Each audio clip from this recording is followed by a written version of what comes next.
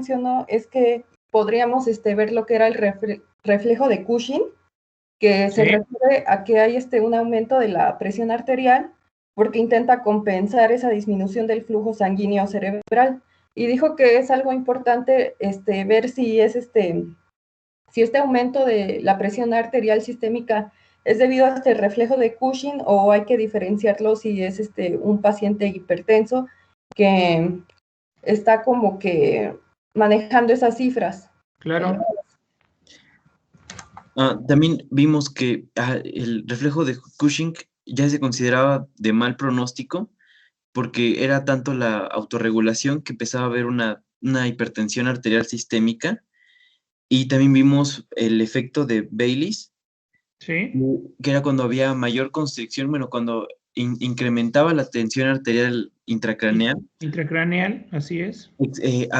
Bueno, yo leí aparte que ese aumento de la presión igual aumentaba la osmolaridad, pero aumentaban los iones calcio en el espacio extracelular, y ese aumento de los iones calcio iba como tal a generar el mismo efecto de autorregulación, que era la vasoconstricción, para evitar para evitar un flujo exacerbado. No, es para evitar compresión de los vasos arteriolares por el aumento de la presión intracraneana. Ok, y también vimos los efectos del CO2 y del oxígeno. Ajá. También sobre la vasoconstricción o la vasodilatación. Sí.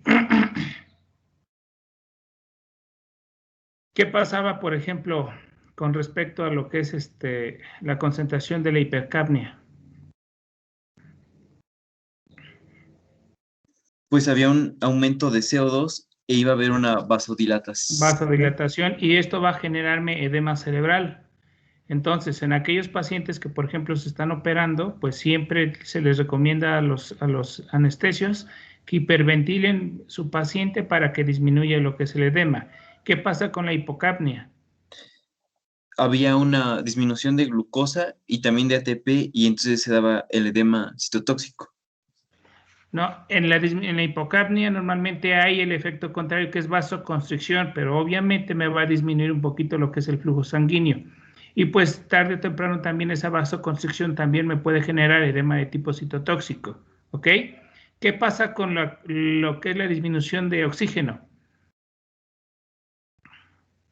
Pues vamos a tener vasodilatación y también va a generar edema. ¿Y qué pasa con la hiperoxigenación? Normalmente no hay cambios tan bruscos como en este caso de la hipercapnia y hipocapnia, pero también en la concentración alta de O2 a nivel de los vasos arteriales me va a generar vasoconstricción. Entonces aquí el objetivo de esto es que mis pacientes los voy a tener que tener en el parámetro normal que más se pueda. Obviamente, si yo tengo un paciente con cráneo hipertensivo, pues a veces lo llevamos un poquito a hiperventilación para generar un poquito vasoconstricción y no me genere edema cerebral, ¿ok?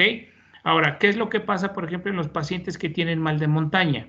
¿Alguien me quiere decir? Es lo que vimos nosotros ahorita. ¿Qué pasa con los pacientes que tienen mal de montaña? ¿Cuál es su sintomatología? No, dolor de cabeza, Uno, movilación. ¿por qué es el dolor de cabeza? Por era la cantidad de oxígeno. Bueno, no Es más por la bien. hipercapnia y por la hipoxia. ¿Ok? La hipercapnia y la hipoxia generan vasodilatación y obviamente me van a generar edema cerebral, y el edema cerebral pues obviamente me va a comprimir las arteriolales y podemos tener el efecto de Baylis, y eso me va a generar hipertensión arterial. Entonces los pacientes que sufren ese mal de montaña es precisamente por estos cambios de CO2 y de O2 a nivel del sistema nervioso central. ¿Ok? ¿Sí quedó? Sí, doctor. Ok, en estos normalmente se va perdiendo conforme se van aclimatando. ¿Qué más vimos? Hola, hola. ¿Qué más vimos? Creo que hasta ahí nos quedamos, doctor. Bueno. Doctor, yo tengo una pregunta. Dime.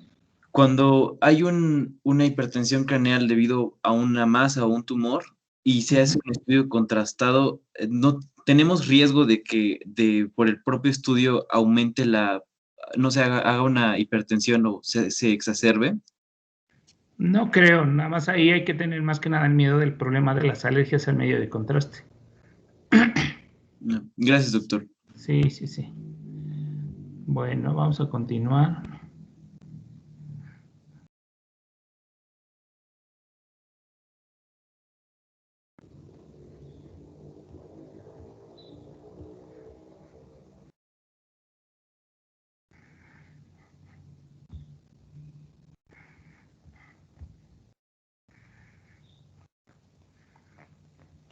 ¿Ya ven la presentación, chicos? Ya, Sí, doc. Y bueno, entonces hablábamos un poquito de lo que es las concentraciones de CO2, el efecto simpático y parasimpático, obviamente. Y pues bueno, todos esos cambios van a generar cambios en lo que es el flujo sanguíneo cerebral. Espérame, nada más que está media rara.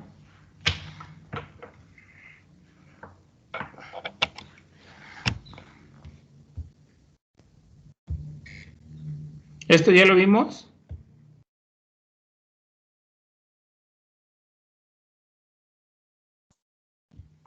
No, doctor.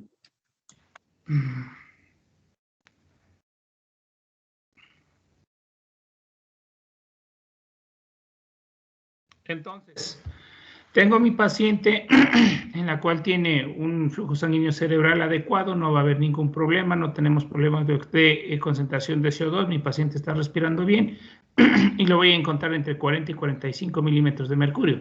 ¿Esto qué quiere decir? Que mi flujo sanguíneo cerebral se encuentra en óptimas condiciones. Aquellos pacientes que sufren hipercapnia, ya sea mal de montaña, ya sea estrangulación, ya sea un paro cardiorrespiratorio, cualquier problema que me esté generando la hipercapnia, por ejemplo, intoxicaciones con monóxido de carbono, pues entonces esto me va a generar, la hipercapnia me va a generar vasodilatación y me va a generar edema cerebral. Sin en cambio, en aquellos pacientes que obviamente tienen hipercapnia, los llevo a hiperventilación, me va a hacer un barrido del CO2 y eso me va a generar vasoconstricción, pero la vasoconstricción también me va a generar daño y sobre todo edema de tipo citotóxico. Aquí el objetivo del manejo del paciente que se encuentra con traumatismo craneoencefálico o con alguna con intubación es mantenerlo lo que más se pueda a los valores normales de CO2, excepto en aquellos pacientes que tienen cráneo hipertensivo que los llevamos a hiperventilación. Aquí yo tengo lo que es mi curva de lo que es el CO2. Obviamente en mis pacientes que tienen una concentración entre 90 y 100 no va a haber ningún problema, ¿ok?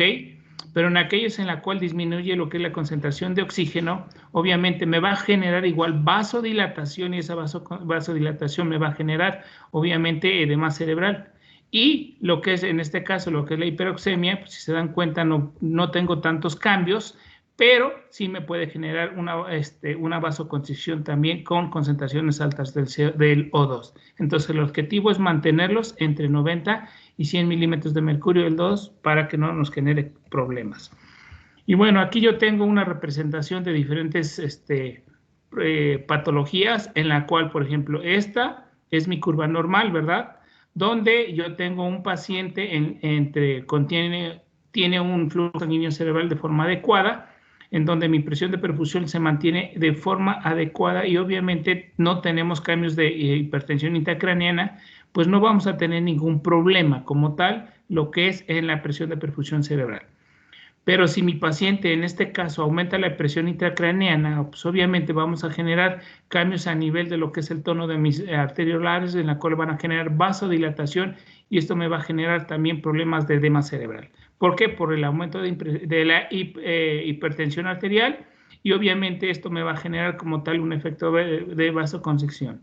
Ahora, yo tengo aquí mi paciente con hipertensión arterial, aquí lo tengo, obviamente mi paciente no toma medicamentos, es descontrolado y maneja cifras altas. Entonces, que al aumentar mis cifras altas, obviamente mi presión de perfusión cerebral van a pasar los 150 y con esto me va a generar edema de tipo vasogénico por la extravasación de los elementos sanguíneos al intersticio. En mi paciente que tiene en este caso un traumatismo craneoencefálico en la cual está ocupado por un hematoma subdural o epidural, una hemorragia intraparenquimatosa, pues obviamente no va a utilizar sus mecanismos de compensación como en los tumores y obviamente esto me va a generar que mi presión intracraneana aumente, y al aumentar mi presión intracraneana, pues entonces va a generar lo que es vasodilatación y va a generar edema cerebral. ¿Ok?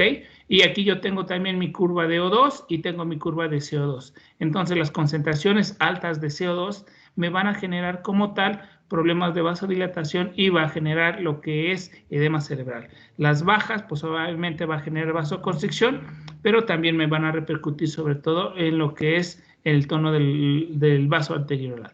Y aquí yo tengo mi concentración de O2, obviamente, si yo tengo una presión de perfusión de forma adecuada, un flujo sanguíneo adecuado, y yo tengo una presión intracraneana normal, pues no voy a tener cambio. Pero lo que es la hipoxia va a generar entonces también vasodilatación y me va a generar problemas, en este caso de edema cerebral. Y la hiperoxemia, obviamente, a concentraciones muy altas de O2, es como me va a generar problemas también, y me va a generar una vasoconstricción, y esto también me va a llevar a edema cerebral.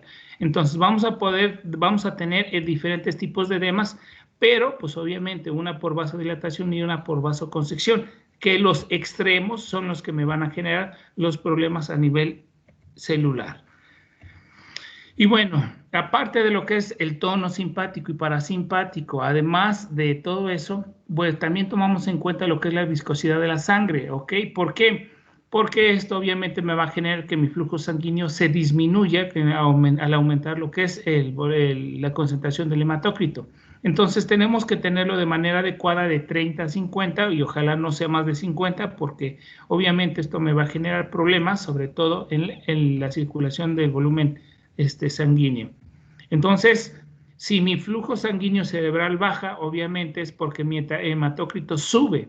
Esto sucede en aquellos pacientes ancianos en la cual sufren una deshidratación severa, ya sea por vía vómito, ya sea por vía diarrea, y obviamente al aumentar el hematócrito forma parte de uno de la triada de Virchow, en la cual aumentar lo que es la concentración o el hematócrito aumenta su viscosidad y obviamente el flujo sanguíneo cerebral baja. Y es frecuente que en aquellos pacientes que tienen el hematócrito alto por deshidratación generen un EBC de tipo aterotrombótico. ¿Ok? En aquellos pacientes, obviamente, en la cual el hematócrito obviamente está bajo, pues obviamente el flujo sanguíneo se va a encontrar un poquito aumentado, pero obviamente hay que llevarlo lo que es al parámetro normal. Y bueno, entonces, regresando a mi paciente que obviamente ya tiene una presión intracraneal de aproximadamente de 30 a 40, saben ustedes que esto me va a generar que mi presión de perfusión cerebral baje. Esto obviamente va a activar lo que va a disminuir el oxígeno, va a aumentar lo que es el CO2, y esto me va a generar lo que es isquemia, obviamente por disminución de la presión de perfusión menos de 50. Esto me va a llevar a hipoxia y va a generar que a nivel intracelular aparezca lo que es el lactato, aumente la concentración de CO2, la hipercapnia, disminuya lo que es el pH, disminuye mi PO2, y estos son obviamente sustancias hiperosmolares que van a generar arrastre de líquido intersticial al intracelular. Y esto pues obviamente me va a generar vasodilatación cerebral y que me va a generar edema cerebral, y esto obviamente se va a transportar en aumento de las resistencias vasculares cerebrales y vamos a encontrar el círculo vicioso de mi cráneo hipertensivo. Y realmente los cambios de isquemia, los cambios de hipoxia, pues obviamente son disminución de la producción del ATP, y obviamente mis almacenes de energía van a estar disminuidos porque no vamos a tener aportes energéticos, en este caso de lo que es la glucosa, y esto me va a alterar sobre todo lo que es la presencia de las bombas, lo que es la precipitación de lo que es sodio, la precipitación de agua, la salida de calcio, y además de lo que es el lactato, pues obviamente esto me va a generar problemas a nivel intracelular. La otra forma es que una vez que yo tengo hipoxia a nivel de lo que es la membrana, a nivel intracelular, pues obviamente se va a romper la membrana de bicapa de fosfolípidos y me va a activar lo que es el sistema de la cascada de lo que es de las cininas, y pues obviamente me va a generar destrucción de esta célula, de esta neurona, de esta glía, y obviamente me va a empeorar lo que es mi cuadro de edema cerebral con muerte cerebral. Entonces, realmente los efectos variables de lo que vimos nosotros anteriormente son lo que me va a generar las alteraciones del flujo sanguíneo cerebral. Entonces, mi PCO2 baja o hipocapnia, obviamente es cuando sucede en los pacientes que llegamos a hiperventilar, entonces me va a disminuir mi flujo sanguíneo cerebral. En aquellos pacientes en la cual mi PCO2 va a estar alta, como en el mal de montaña, en los procesos de estrangulamiento, en las intoxicaciones por monóxido de carbono, aumenta mi flujo sanguíneo, pero obviamente me va a generar vasodilatación y esa vasodilatación me va a generar edema cerebral. En este caso lo mismo, la PO2 alta y mi PCO2 alta y mi PO2 baja, esto me va a generar aumento del flujo sanguíneo y esto es lo que genera edema cerebral. Aquí ya es lo que yo les decía, lo que es la concentración de mi PO2, obviamente alto, casi no hay cambios, pero me va a disminuir mi flujo sanguíneo cerebral. La viscosidad, si me baja la viscosidad, pues obviamente aumenta mi flujo sanguíneo. Si me aumenta la viscosidad, disminuye mi flujo sanguíneo cerebral. Aquí el objetivo que tengamos es que mi TAN la tengo que tener entre 50 y 150 para que yo no tenga anormalidades de mi rango de mi flujo sanguíneo cerebral.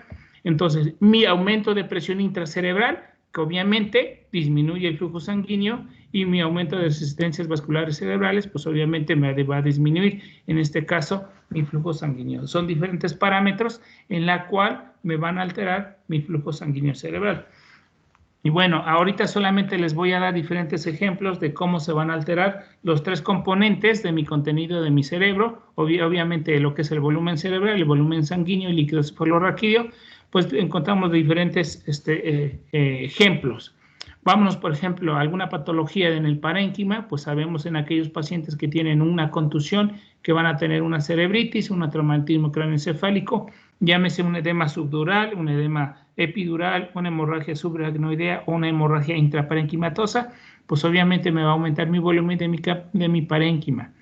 Las isquemias obviamente en este caso por ahogamiento, pues me van a generar edema y me van a aumentar lo que es el parénquima. Las neoplasias por el efecto de masa, las encefalitis por la presencia de lo que es sustancias vasodilatadoras que van a generar una respuesta inflamatoria local, pues me van a aumentar lo que es el edema.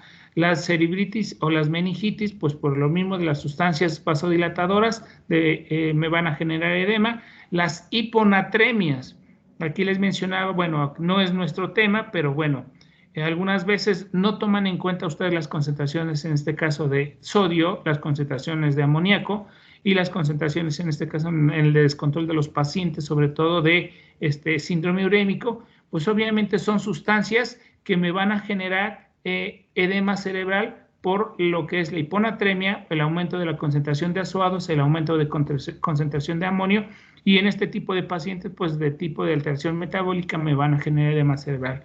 En aquellos pacientes que les generaron radiación por la erradicación de lo que es un tumor, pues también me van a generar edema y pues el absceso, imagínense más un poquito. Alteraciones de tipo vascular vamos a encontrar de tipo venoso y de tipo arterial. Las de tipo venoso, bueno, ya saben ustedes, alguna trombosis del seno dural, el síndrome de vena cava superior, la compresión yugular, un PIB alto, en este caso en los pacientes que están intubados y que tenemos hipoxemia, pues les metemos PIB para que generen mejor intercambio de CO2 y de O2. Y pues obviamente me va a aumentar el aumento de la presión venosa. En este caso, patología de tipo arterial, pues tenemos los aneurismas por el efecto de masa, envenenamiento por CO2, pues ya saben ustedes, ¿por qué? Porque me va a generar lo que es hipercapnia y esto me va a generar edema cerebral. Las crisis convulsiones, en este caso en los periodos posictales, pues también me van a generar lo que es edema cerebral. Hay unos pacientes que van a tener edema cerebral y cefalea después de la crisis convulsiva. La hipercapnia, que ya la vimos, los anestésicos pues van a tener su efecto sobre todo en la concentración de CO2 y en la concentración de O2. La hipoxia, pues bueno, ya tiene que ver un poquito con el tono, en este caso de los vasos arteriales. Patología de líquido cefalorraquídeo, pues tenemos las hidrocefalias, los pseudotumores, los quistes aracnoideos, las neoplasias de plexo coroideo y alguna malfunción de una válvula de derivación ventrículo-peritoneal. En aquellos pacientes que ya tienen hidrocefalia se les coloca una válvula y pues obviamente si está funcionando mal me van a generar hidrocefalia y eso me va a generar obviamente también disfunción. Algún cuerpo extraño, pues ya sea por una bala, una craneosinostosis en la cual no tenemos ese mecanismo de en los infantes sobre todo, que se sellan de manera temprana, en aquellos pacientes que tienen un neumoencéfalo cuando les pusieron una punción subaracnoidea y les pasaron lo que es aire, pues eso les va a generar también problemas a nivel intracerebral. Y bueno, entonces hay varias condiciones en forma general que me van a generar obviamente edema cerebral. Por ejemplo, en la hipercapnia, ya saben ustedes, cuando aumenta mi concentración de CO2 más de 45, ¿en qué momento sucede? Pues obviamente cuando dormimos, cuando nos sedamos, cuando les aplican algún clonazepam o cuando les aplican fentanilo, pues los deprimen. Respiraciones superficiales donde no permiten un intercambio de O2 de manera adecuada. El coma en aquellos pacientes con encefalopatías van a generar hipercapnia. Deterioro neuromuscular, sobre todo las distonías, en aquellos en la cual se están intubados y no los sincronizamos de manera adecuada, pues todo esto me va a generar hipercapnia, y ya saben la hipercapnia, todo lo que genera.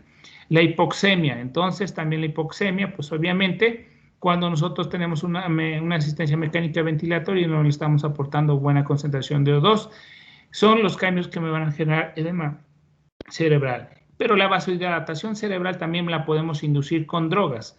Los más comunes es el ácido nicotínico, ciclandelato, histamina, clorhidrato de nildrina, los efectos de los anestésicos como el alotano, enflorano, isoflorano y el óxido nitroso, pues me van a generar cambios a nivel de lo que es el flujo sanguíneo cerebral.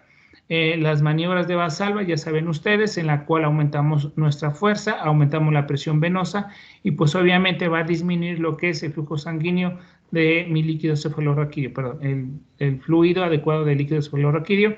Y cuando realizamos maniobras Valsalvas, cuando hacemos ejercicio, cuando nos estiramos, cuando hacemos algún tipo de esfuerzo.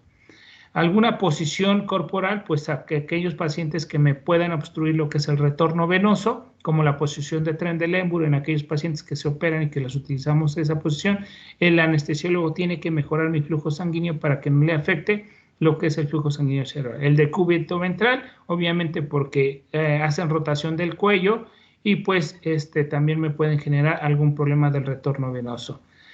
Alguna flexión extrema de caderas, bueno, en algunas posiciones ahí por la posición de yoga y todo eso, pues me van a alterar ese problema. Las contracciones musculares en aquellos pacientes, obviamente en las crisis convulsivas, al realizar alguna resistencia, en aquellos pacientes que tienen fiebre y que tienen temblor, pues me van a generar las contracciones musculares, y en aquellos pacientes que tienen descerebración, pues lo van a hacer de manera involuntaria. Obviamente también en los sueños de REM, obviamente sobre todo asociados con actividad muscular, pues me van a generar aumento de la presión intracraneal. Y por los estímulos dolorosos, pues ya saben ustedes que obviamente vamos a tener contracciones musculares involuntarias. Al realizarnos alguna maniobra vamos a optar por esa posición para que no nos genere dolor. Y bueno, todos estos cambios me van a generar edema cerebral. Y bueno, ya hablando de lo que es el líquido cefalorraquídeo, ya sabemos cómo se forma, cómo funciona, cómo circula, cuál es su función. Ya hablamos un poquito del volumen sanguíneo circulante cerebral, obviamente mi presión de perfusión cerebral, la presión que tiene que tener de manera adecuada. Ya sabemos que la alta, aumento más de 150 o la baja menos de 50, me van a alterar obviamente mi flujo sanguíneo cerebral y tarde o temprano me van a generar edema. Ahora vamos a hablar de los mecanismos de compensación temporal para evitar mi presión intracraneal. Esto sobre todo en aquellos pacientes que tienen la presencia de alguna masa, de algún quiste, que obviamente pues no se dan cuenta y bueno, mi paciente en automático utiliza esos mecanismos de compensación para evitar el aumento de mi presión intracraneana. Esto no sucede en aquellos pacientes que tienen un traumatismo craneoencefálico severo y que obviamente es ocupado el espacio por un hematoma. Entonces, ¿qué es lo que pasa para tratar de compensar ese aumento de mi presión intracerebral en aquellos pacientes de manera crónica? Va a ocurrir dos cosas: vasoconstricción arteriolar y vasoconstricción venosa. Obviamente ya saben ustedes, por el efecto de Baylis va a generar vasoconstricción arteriolar y vasoconstricción venosa para compensar ese aumento de mi presión intracraneana. La otra es la derivación del líquido cefalorraquídeo hacia los senos venosos, a las regiones espinales y al espacio subaracnoideo. Entonces, son los dos mecanismos que utiliza el organismo para evitar el aumento de presión intracraneana. Obviamente, acuérdense ustedes, esto sucede en la baja confianza y obviamente llega a un límite. Si mi presión intracraneal aumenta por la presencia de masa, por el crecimiento del tumor, pues llega un momento en que estos mecanismos de compensación temporal ya no me van a servir porque ya están al tope, y entonces es cuando nosotros empezamos con sintomatología de cráneo hipertensivo. Aquí yo tengo mi paciente en la cual no tiene ningún cambio a nivel de lo que es el volumen cerebral, el volumen sanguíneo y el volumen de líquido cefalorraquídeo. Tiene un flujo de sanguíneo cerebral de forma adecuada, una presión de perfusión cerebral de forma adecuada, pues bueno, mi paciente anda normal. Cuando aparece una masa, un quiste, un absceso, pues obviamente utiliza los mecanismos de compensación para evitar ese aumento de presión, y ya saben ustedes, es vasoconstricción arteriolar y venoso y desviación de líquido cefalorraquídeo hacia el espacio medular, hacia los senos venosos y al espacio subaracnoideo. Pero bueno, ¿qué pasa si estos mecanismos de compensación llegan al tope? Pues bueno, entonces ya decimos que mi paciente ya está descompensado y va a empezar con sintomatología de cráneo hipertensivo, y esto ya el paciente va a empezar a tener la sintomatología clásica de cráneo hipertensivo. Ahora, ya hablamos de los mecanismos de compensación y bueno, vamos a hablar un poquito de los edemas. Bueno, los edemas, anteriormente en varias bibliografías, ustedes lo habían notado, lo van a ver ustedes, tenemos el citotóxico, el vasogénico, ahí mencionaban el hidrostático, pero no es más que vasogénico, el intersticial. ¿Y cómo sucede?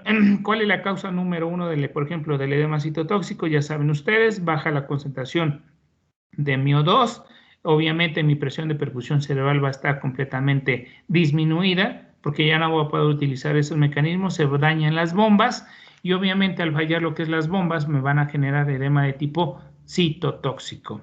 El vasogénico, obviamente ya saben ustedes, porque mi presión de perfusión cerebral aumentó más de 150, y obviamente va a haber el paso de sangre hacia el tejido cerebral, pues en forma de trasudado o en forma de exudado.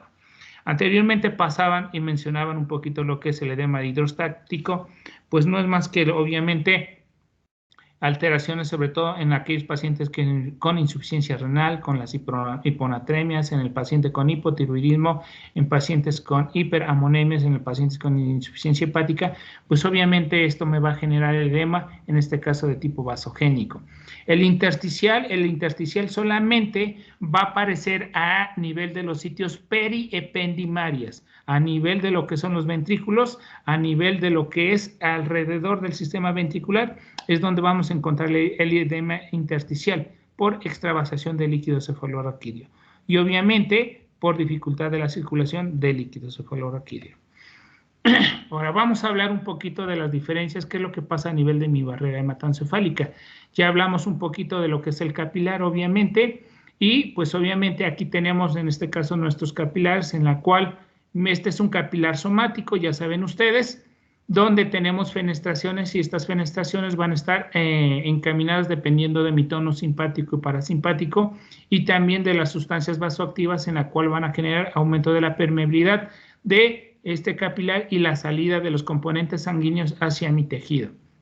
Esto es en condiciones normales, puede ser por endocitosis, exocitosis, a través del paso de las fenestraciones, y bueno, va a tener una circulación de manera adecuada a nivel de un capilar somático. Entonces, a nivel de un capilar cerebral, obviamente saben ustedes que tengo la barrera hematoencefálica, y esa barrera hematoencefálica es muy selectiva, en la cual, además de que sus uniones están muy estrechas por las ocludinas, a nivel del espacio intercelular, esas uniones van a permitir que no permita el flujo de los componentes sanguíneos a mi intersticio. Además de eso, tenemos los piecitos, en este caso, de los astrocitos, que le van a generar también otro mecanismo de protección a esa barrera hematoencefálica. Entonces, obviamente, el paso de los componentes sanguíneos a través de la barrera hematoencefálica va a ser completamente selectivo. No todos los componentes van a pasar. Y aquí yo tengo en este caso mis uniones intracelulares, donde van a permitir solamente el paso de sustancias muy selectivas hacia mi intersticio, precisamente por esas uniones estrechas de proteínas. Pero bueno, hasta aquí no hay ningún problema sobre la diferencia de mi capilar somático y mi capilar, en este caso, de mi cerebro a nivel cerebral, pues obviamente sabemos que es la barrera hematoencefálica. Aquí yo tengo entonces mi capilar, aquí yo tengo mi barrera hematoencefálica, aquí ya tengo las uniones estrechas y pues obviamente todo tipo de sustancias que llegan a mi sistema nervioso central van a ocurrir por diferentes tipos de mecanismos, a través de difusión, a través de lo que es transporte paracelular, a través de transporte por proteínas de forma transcelular, ¿sí? Y pues obviamente esto me va a permitir que todas las sustancias que se encuentran a nivel del capilar sanguíneo, no todas se mantengan, no se mantengan en concentraciones altas a nivel de lo que es mi barrera hematoencefálica. Entonces, por eso es muy selectiva mi barrera hematoencefálica, va a permitir solamente lo que ella necesita. Aquí yo tengo el otro esquema que les había yo dicho. Obviamente estas son las uniones estrechas que tenemos que me van a servir para que esa barrera hematoencefálica funcione de manera adecuada. Las caterinas, las ocludinas y aquí tenemos las acuaporinas que obviamente permiten lo que es el paso, en este caso, de agua a nivel transcelular. Ahora vamos a ver que este es mi capilar normal de mi cerebro. Entonces está funcionando de manera adecuada, donde tiene una presión de perfusión cerebral de manera adecuada y pues obviamente es muy selectiva con el paso de sustancias transcelular, por difusión, paracelular y pues ya tiene lo que es el resultado de ese flujo sanguíneo especial. Y bueno, ¿qué pasa con mi capilar en el edema de tipo vasogénico? Acuérdense ustedes que aumenta mi presión de perfusión cerebral mayor de 150 o en aquellos pacientes que tenemos un proceso inflamatorio donde se liberan muchas sustancias vasoactivas o vasodilatadoras, pues estas fenestraciones se pierden. Por eso hay disfunción endotelial, ¿sí? Y esa disfunción endotelial va a permitir el paso de los componentes sanguíneos, ¿sí?, hacia mi intersticio. Y obviamente una de ellas van a ser más las proteínas, la sangre, que me va a generar el edema de tipo vasogénico. Entonces el edema de tipo vasogénico lo podemos encontrar en la sustancia gris, en la sustancia blanca y pues obviamente con la presencia de los componentes sanguíneos de forma intersticial. Ahora, ¿qué pasa con el edema citotóxico? Ya saben ustedes, en la cual disminuye la concentración de lo que es oxígeno, se alteran lo que son las bombas, evitando la permeabilidad de sustancias, en este caso sodio, potasio, calcio, lactato, ¿sí?, de CO2, de O2, y obviamente esas son sustancias osmóticamente activas que van a permitir que pase el líquido del intersticio al intercelular y obviamente me va a alterar mi barrera hematoencefálica y pues obviamente me va a funcionar como un edema, en este caso, por de tipo citotóxico. Entonces son las diferencias que ocurren en los edemas, en el edema vasogénico, donde permite la extravasación de los componentes sanguíneos, y el edema citotóxico, pues obviamente por la alteración de las bombas que me van a alterar el flujo adecuado, en este caso de las células. Y el edema de tipo intersticial, obviamente lo vamos a encontrar a nivel periependimaria, alrededor de los ventrículos, a nivel de lo que son los conductos que van a tener el sistema ventricular. Ahí es donde vamos a encontrar el edema de tipo intersticial. ¿Por qué? Por la extravasación del líquido cefalorraquídeo localizado alrededor de los ventrículos. Bueno, ya hablamos de los mecanismos de compensación, ya hablamos qué pasó con el edema de tipo citotóxico, ya hablamos con el edema de tipo vasogénico, y bueno, ahora vamos a ver un poquito de esto. Vamos a ver cuál es la causa, en este caso, del edema de tipo vasogénico. Ya saben ustedes que mi presión de perfusión cerebral aumentó más de 150. ¿Qué pasa? Hay permeabilidad capilar. Obviamente, ya saben ustedes que los componentes sanguíneos pasan al intersticio. En el edema de tipo citotóxico, pues vamos a tener lo que es el daño celular y en la cual vamos a generar, obviamente, que se me edematice mi célula, mi neuroglía, mis piocitos, mis astrocitos, mis capilares, y obviamente van a funcionar de manera inadecuada. El edema intersticial, pues obviamente porque no tiene un flujo adecuado de líquido cefalorraquídeo y no hay una buena reabsorción de líquido cefalorraquídeo al sistema venoso y pues obviamente se va a extravasar a nivel periventricular. La localización, el edema vasogénico en sustancia blanca principalmente, el edema citotóxico en sustancia blanca y gris, El edema intersticial va a ser en la sustancia blanca periventricular. Ahora, la composición del edema en el edema de tipo vasogénico, pues obviamente todos los componentes del plasma con proteínas va a ser el resultado de la composición del edema. En el edema de tipo citotóxico va a ser un ultrafiltrado de plasma, obviamente acompañado más de agua y de sodio, porque los componentes pasan del intersticio al intracelular. El edema de tipo intersticial va a ser líquido cefalorraquídeo. El componente, en este caso extracelular, va a estar aumentado en el edema vasogénico por la vasodilatación. A nivel del edema citotóxico va a se encontrar disminuido porque este pasa del intersticio al intracelular. En el edema intersticial va a estar aumentado, pues solamente es extravasación de líquido cefalorraquídeo. Y bueno, aquí solamente son ejemplos. Alguna lesión patológica que generó el edema vasogénico, sabemos que los tumores primarios por la liberación de sustancias vasoactivas, el otro por el aumento de la presión intracraneal, las metástasis, los traumatismos craneoencefálicos, los abscesos, en este caso por las sustancias vasoactivas, la fase tardía de los infartos. ¿Por qué? Porque obviamente se van a liberar sustancias vasoactivas para tratar de destruir, en este caso, mi célula. En aquellos, el edema citotóxico, pues en aquellos pacientes que tienen intoxicación con agua, en la fase precoz de los infartos por la disminución de lo que es mi concentración de oxígeno. En la lesión patológica del edema intersticial va a ser las hidrocefalias por el flujo no adecuado de líquido cefalorraquídeo. Ahora, se han dado cuenta, cuando ustedes han ido a sus prácticas clínicas, se van a ver que en los traumatismos craneoencefálicos, en neurología, pues utilizan diferentes tipos de sustancias para el manejo de lo que es el edema cerebral. Y bueno, ahora vamos a ver por qué funcionan unos sí y por qué otros no. El efecto de los corticoides va a tener efectividad en el edema de tipo vasogénico, ¿sí? Los esteroides no van a tener ninguna función en el edema de tipo citotóxico porque no se encuentra alterado lo que es en este caso mis capilares, sino está alterado en este caso por hipoxia nuestras bombas de transporte. En el edema de tipo intersticial también no va a tener ningún efecto. Ahora, cuando utilizamos lo que es el manejo del tratamiento de cráneo hipertensivo, pues utilizamos sustancias hiperosmolares que me van a generar deshidratación. Una de ellas es el manitol, la otra es el cloruro de sodio al 3% de solución hipertónica. Y pues bueno, vamos a ver en cuáles funciona y en cuáles no. El manitol va a ser efectivo en el edema tipo vasogénico, en el edema de tipo citotóxico, pero en el edema de tipo intersticial no va a tener ninguna función, porque la patología es a nivel periventricular. Pero ¿ustedes qué creen que va a funcionar en el manejo del edema intersticial? ¿Alguien me quiere decir? Hola, hola. ¿Alguien me quiere decir qué medicamento funciona a nivel de lo que es el edema intersticial? ¿Un diurético? Sí, ¿es cuál?